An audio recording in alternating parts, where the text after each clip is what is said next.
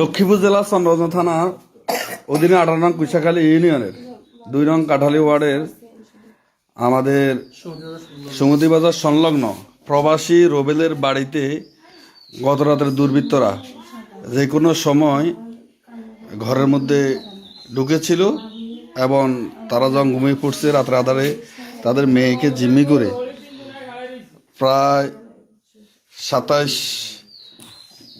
আনি স্বর্ণ এবং 2 লক্ষ টাকার মতো নিয়ে গেছে এবং হুমকি দুমকি দিচ্ছে আর মোবাইলও নিয়ে গেছে এবং বলে গেছে যদি বলা হয় তাহলে হত্যা করবে, যে কোনো সময় মেরে ফেলবে।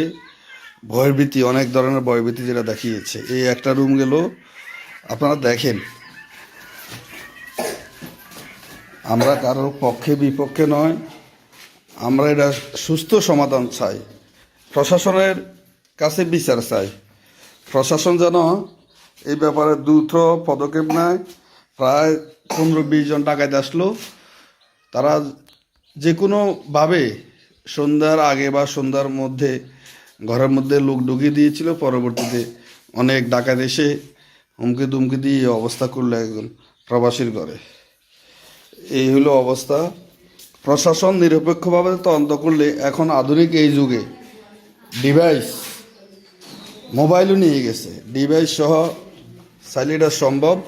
আমরা দ্রুত পদক্ষেপ চাই এই ব্যাপারে। আমাদের আনার মাস্টার কিছু বলেন, মন্ত্রী মহোদয়ের কাছে অনুরোধ করেন। হ্যাঁ, আমি মন্ত্রী মহোদয়ের কাছে এর সুস্থ তদন্তের জন্য আবেদন করছি।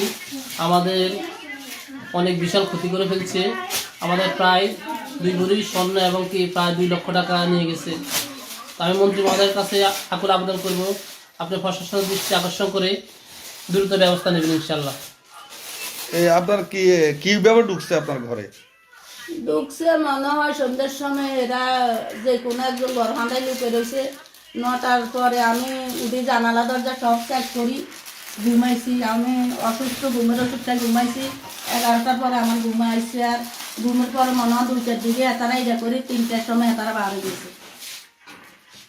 আমার রুমে যায় না, আমি সিনজাম। আমার এলাকার হয়তো কিছু আছে, এই কারণে আমি আমার রুমে যাই না। আমার মোবাইল টোবাইল নেই না। এখন আপনারা দাবি কি?